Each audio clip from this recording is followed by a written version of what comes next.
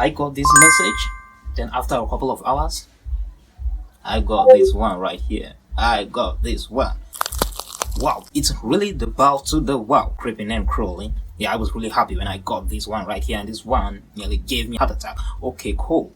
It was reused content, right?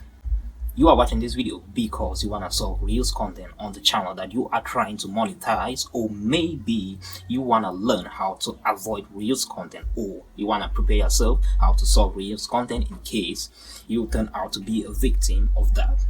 Okay, cool. So how did I do this? How did I get my rejected channel to monetize in just few hours of getting rejected? I was asked to appeal with a video. So what do we have here? I'm going to take you through all the steps that I went through, then explain everything so that when you are making your appeal video, you are making it to get your channel monetized directly. And that is what most of you guys need. Okay, I got this bad message right here on the 13th of February. That was my birthday, and I was like, man, I wasn't really happy. Yeah, you know, on my birthday, I need to get good news, not bad news. But happily, things are all good right now. Okay, cool. Okay, so you have to watch my appeal video right here while I'm explaining why you need to do the things that I'm doing and why you need to do them exactly the way that I'm doing so that your YouTube can get monetized. If only you know that you originally created your content. It's not about you filming that content. I never filmed any footage on that channel, but I still got monetized. It was a text-to-speech channel as well. So let's get right here so that you can see how it goes. I would like you to like this video right now, like it right now, then subscribe, because I'm gonna make a lot of amazing videos on how you can go on YouTube. This is my video production setup. As you can see, this is my microphone that I use to record, and here is my tripod. And I have my editing laptop right here. This is the laptop that I use to edit, and here is my headphones. I use them when I'm editing for clear sound, and here is my Chromebook. I use this Chromebook to type my video script. Here is the voiceover app that I use to record my voiceovers, and if I click here, you will see that it's recording my voice right here, and this is how I record my voiceovers.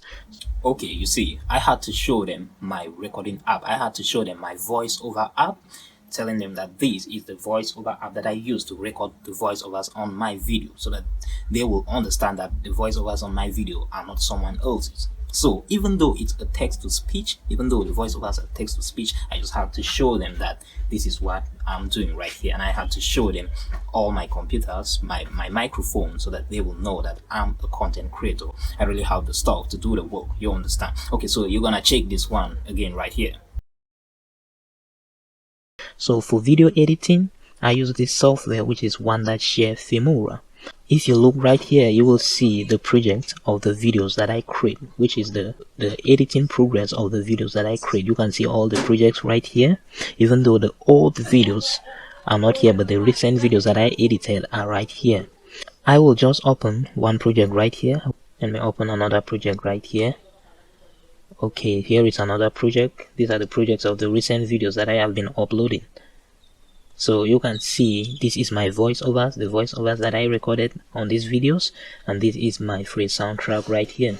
So you can see that I don't upload, just carry a video, complete video, and upload. I try to stream those videos, stream some parts, keep the important parts in which I need, then I use a voiceover to explain the video. As you can see, let me play this right here. Watching unbelievable footage of lightning, one can sense the power of weather and simply admire. So this is how I edit my videos, and these are the files. And these are the files that I use to edit the videos. You can see. Okay, I have to show them my editing app, and this is the most important part.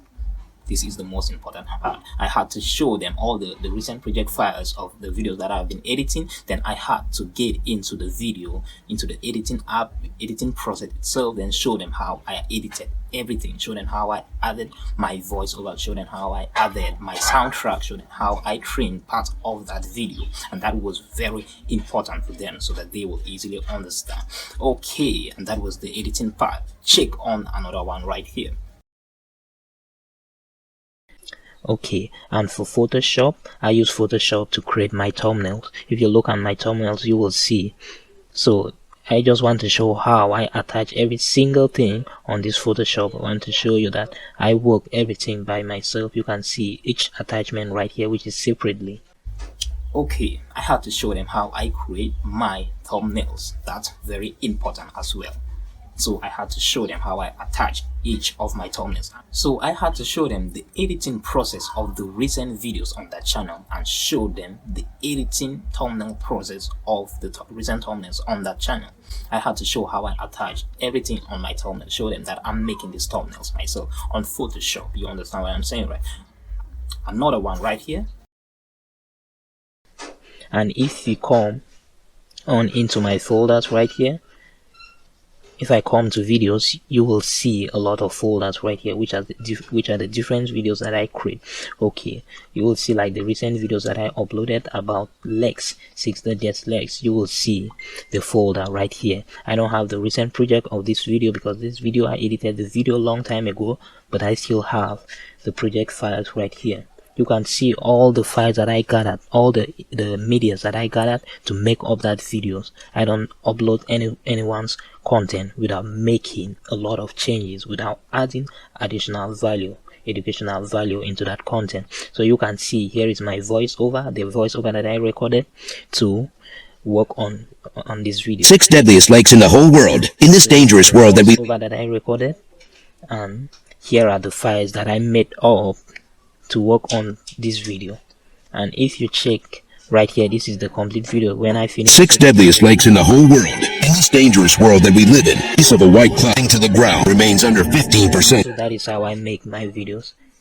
Here is the voiceover and here are the files that I used to create the video. So I had to get into my computer and show them all the folders that I create.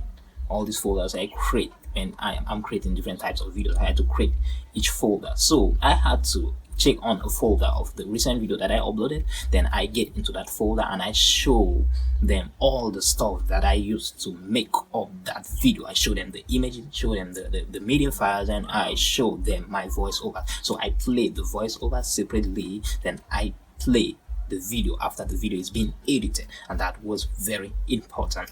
And here the last one, which is the script. Here is my Google Docs. I use this Google Docs to type the script of all my videos.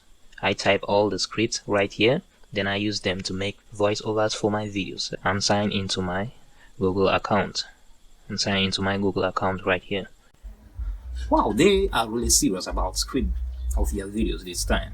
Where did you get the voice from? Where did you get the script to make up that voice? So I had to get into my Google Docs because I'm always typing my stuff on Google Docs. I get into my Google Docs, then I show them all the script that I've been typing right here. I proved to them that this is my script, and I had to point on my Google account so that they would know that I'm really signed into my Google account. After I made this video, there was no fear anymore. I made this video and I watched that video, and the video was as clear as heaven. You know what I'm saying? Yeah, as clear as heaven. Okay, cool. So how can you prepare yourself for this? Okay, you have a channel right now and you are afraid that you might get reused content. How can you avoid, or how can you prepare yourself for this so that you can solve this in case you get reused content? Okay, you can prepare yourself this way. Always keep the recent project of your video editing.